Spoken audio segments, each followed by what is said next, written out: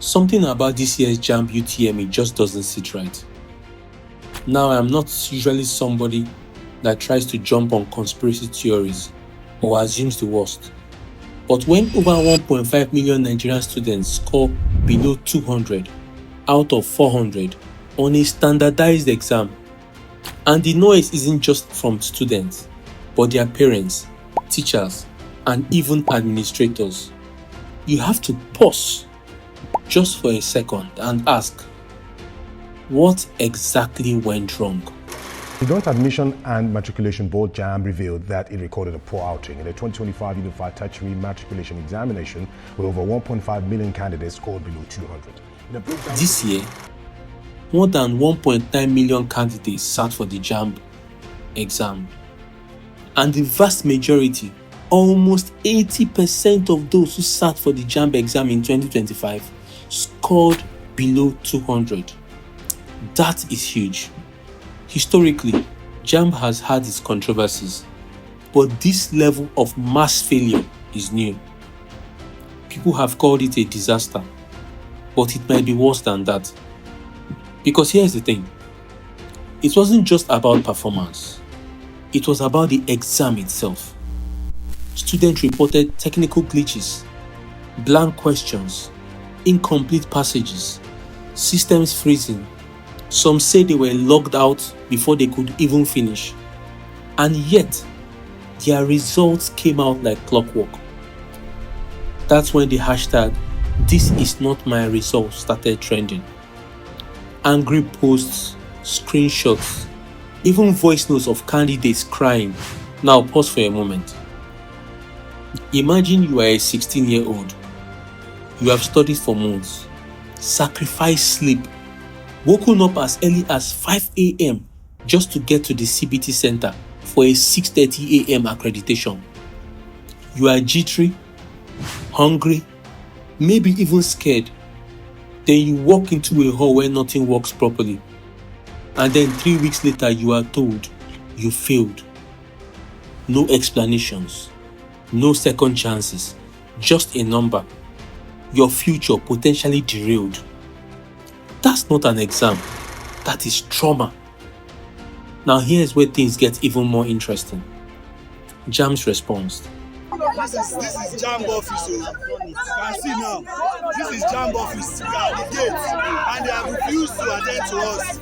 They have refused to attend to the parents. Look at parents. You can see. First, they defended the results.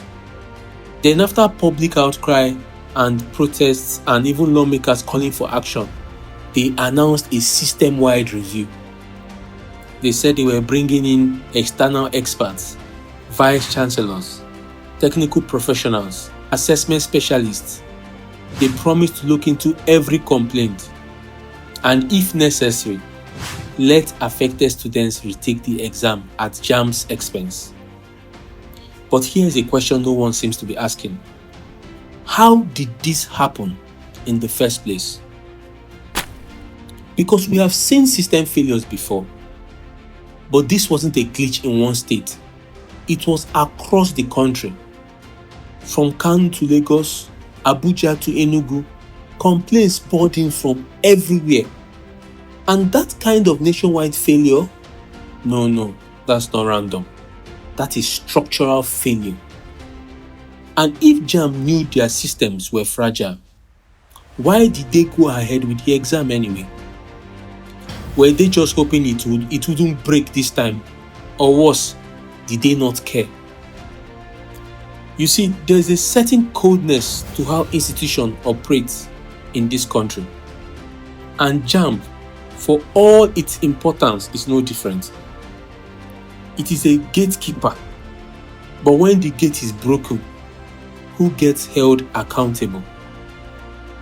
Now there's a second layer to this story. For years, JAMB has positioned itself as the objective, scientific arbiter of university admissions. They have introduced tech, biometric verifications, and CBT centers to reduce malpractice. And those were good changes on paper. But when the technology you depend on is the very thing failing the students, then questions need to be asked. Is JAMB still fit for purpose? Because a good system should be hard to cheat, but not hard to trust. And right now, the trust is gone. Look, we are not saying every student who failed deserves a perfect score. But when over 1.5 million people fail together, it stops being about individual performance. That becomes a systemic failure. And yet, the students are still the ones carrying the shame. So here we are. A generation of young Nigerians, many of them brilliant, creative, and full of hope, being told they are not good enough by a system that didn't even work properly. Let that sink in. Being told they are not good enough by a system that didn't even work properly. And while JAMB says it will investigate and possibly let some students rewrite the exams, it raises an even bigger question for all of us.